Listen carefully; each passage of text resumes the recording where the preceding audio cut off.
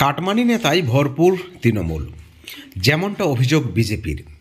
কাটমানির টাকায় ত্রিপাল, কাটমানির টাকায় কম্বল বিলি, একেবারে প্রকাশ্যে ঘোষণা। মুখ ফসকে বেরিয়ে গেল আসল সত্য। দেখুন কে কত বড় চোর। এই মুহূর্তের আরও একটি বড় ব্রেকিং নিউজ, আপনাদেরকে অনুরোধ আপনারা পুরো ভিডিওটি শেষ পর্যন্ত দেখবেন। বন্ধুগণ, আপনারা সকলে জানেন যে তৃণমূলে মধ্যে গোষ্ঠীকন্দল একেবারে চরমে রয়েছে। বিভিন্ন সময়ে তৃণমূলের দুই নেতৃত্বের মধ্যে চরম একটা প্রতিদ্বন্দ্বিতা দেখা যায় এবং তেমনটাই হয়েছে ভাঙড়ে। আপনারা সকলে জানেন আরাবুল এবং শওকত মোল্লা একেবারে সাপে নেউলে।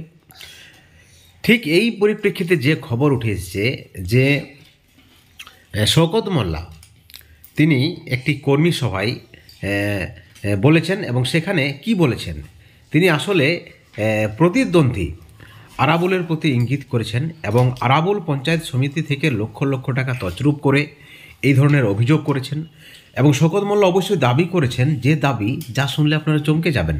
তিনি দাবি করেছেন যে তিনি কাটমানির টাকায় গরিবদের কম্বল বিতরণ করছে এবং তার পাল্টা বলতে গিয়ে আরাবুল বলছেন যে শওকত যে কম্বল গেঞ্জি ছাতা বিতরণ করেন সেখান থেকে লক্ষ লক্ষ টাকা নিজের পকেটে ঢোকান। অর্থাৎ একেবারে খোলাখুলি আলোচনা কাটমানির বিষয়ে, কে কত টাকা কাটমানি খায় এবং সেই টাকা কে কে পায়।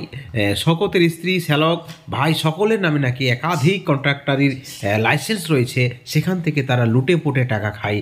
গরিবের টাকা, জনগণের টাকা, জনগণের ট্যাক্সের টাকা, সরকারের টাকা, এই ধরনের কিন্তু ইঙ্গিত রয়েছে তার মন্তব্যের। এবং কন্ট্রাক্টারি করলে দলের পদে থাকা যায় না, এটা দলনেত্রীর নির্দেশ। অর্থাৎ কোথাও না কোথাও খোঁচা, কটাক্ষ, একেবারে রীতিমতো যুদ্ধের পরিস্থিতি এবং সেই যুদ্ধে মুখ ফসকে বেরিয়ে যাচ্ছে আসল সত্যটা। কিভাবে গরিবদের শোষণ করা হচ্ছে, গরিবদের টাকা লুট করা হচ্ছে, সেখানে প্রকাশ্যে তারা বলছেন কাটমানি, এবং কাটমানির টাকায় আবার গরিবদের কম্বল বিতরণ। অর্থাৎ কোনো পৈতৃক সম্পত্তি বিক্রি করে নয় বা বাবার সম্পত্তি থেকে নয়, চুরির টাকায়, সরকারের টাকায়। অর্থাৎ এ লজ্জা কোথায় রাখবেন, প্রশ্নটা কিন্তু বিরোধীদের। বন্ধুগণ, এই ভিডিওর পরিপ্রেক্ষিতে আপনাদের কি মতামত, আপনাদের কি প্রতিক্রিয়া, অবশ্যই আপনারা চ্যানেলের কমেন্ট সেকশনে কমেন্ট করে জানাবেন।